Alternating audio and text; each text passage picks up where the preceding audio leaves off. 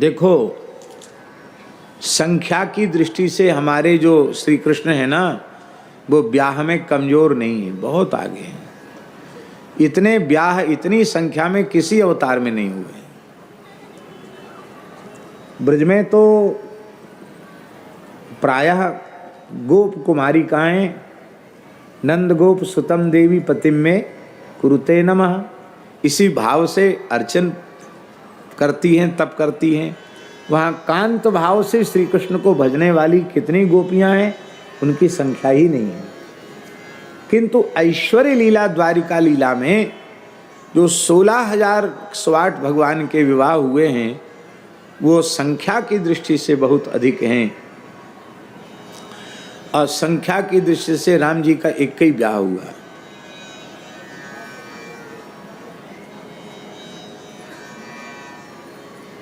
और एक बात कहें हम आपको, इसमें आप ये मत समझना कि ये क्या बोल रहे हैं। हम तो केवल रस लेने के भाव से बोल रहे हैं कि विवाह का अवसर है। अशास्त्रीय कुछ बोलने का विचार कभी रहता भी नहीं। और भगवान से प्रार्थना भी है गुरुजनों से कि शास्त्र प्रमाण विरुद्ध कोई बात अपनी वाणी से भगवान न निकलवाएं। महाभारत का जो अश्वमेध पर्व है, उस अश्वमेध पर्व में जहाँ सुरथ और सुधन्वा की भक्ति का वर्णन श्री व्यास जी ने किया है, उस प्रसंग में अर्जुन ने प्रतिज्ञा की है कि मैंने ये अपने तरकस से 3 बाण निकाल लिए हैं, यदि इन 3 बाणों से मैं सुरथ का सुधन्वा का वध नहीं कर सका तो मैं जीवित ही अग्नि में प्रवेश कर जाऊंगा। और वे दोनों ऐसे निराले भक्त, परम कृष्ण भक्त, उन्होंने भी कह दिया कि तुम श्री कृष्ण के सखा हो तो हम भी श्री कृष्ण के दास हैं, हम उनके भक्त हैं, हम कमजोर नहीं है तुमसे, हाँ बराबर की पट्टीदारी है। अब भगवान भक्त वत्सल हैं, केवल तुम्हारे लिए ही नहीं है, हमारे लिए भी भक्त वत्सल हैं। इसलिए कान खोलकर सुन लो अर्जुन, हम भी प्रतिज्ञा करते हैं, यदि हमने तुम्हारे 3 बाण नहीं काट दिए तो मैं सच्चा कृष्ण भक्त नहीं, और जो गति भगवान के भक्तों को मिलती वो गति मुझे न मिले।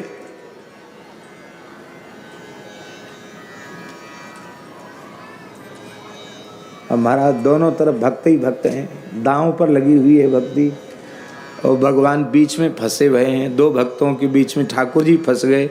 बोलो भक्त वत्सल भगवान की जय हो।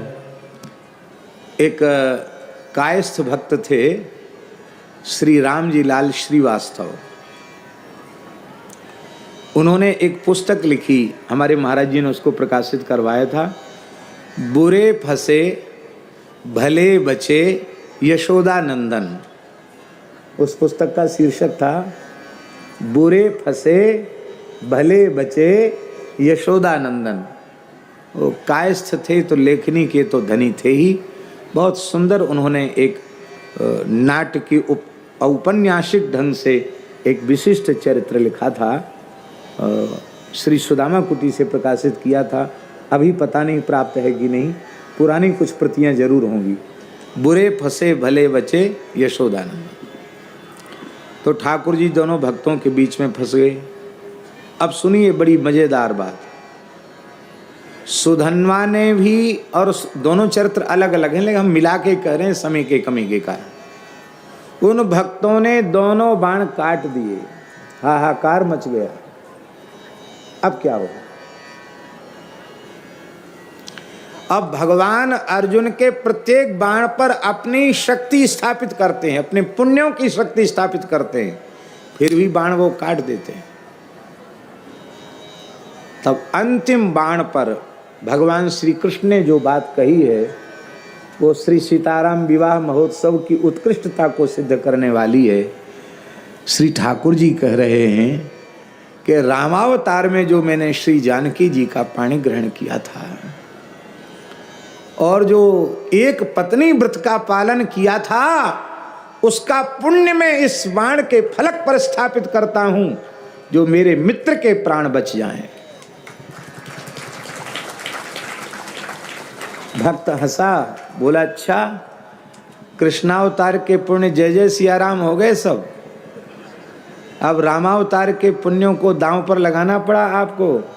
पर सुन लीजिए, अब आपकी बात तो सत्य होगी, क्योंकि श्री सीताराम जी का जो दिव्य प्रेम है उसको आपने दांव पर लगाया है, तो आपकी बात तो सत्य होगी, पर मेरी भी बात झूठी नहीं होगी, क्योंकि मैं आपका दास हूं।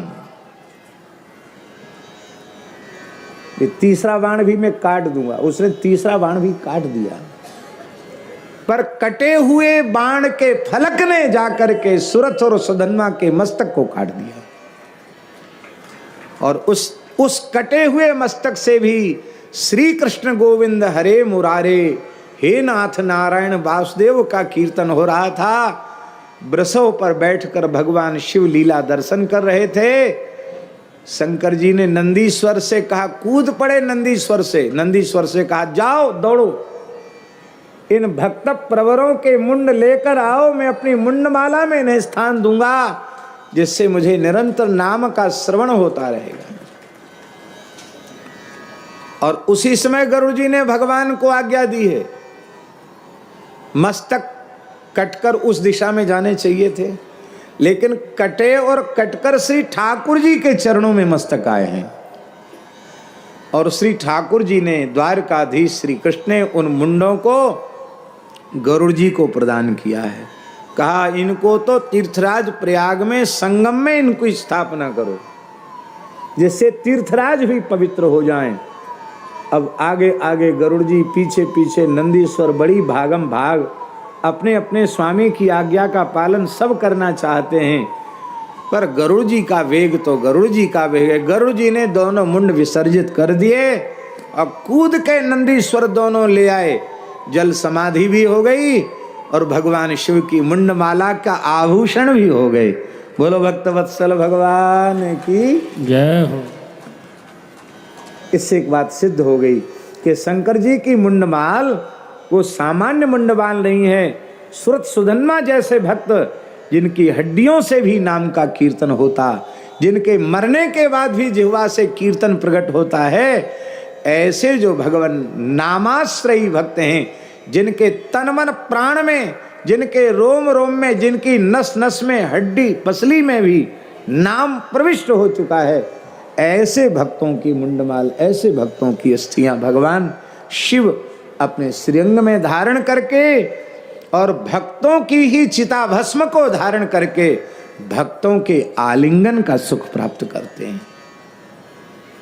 ये सामान्य विमुख प्राणियों की चिता की भस्म नहीं, न विमुख प्राणियों के मुंडों को वो धारण करते हैं।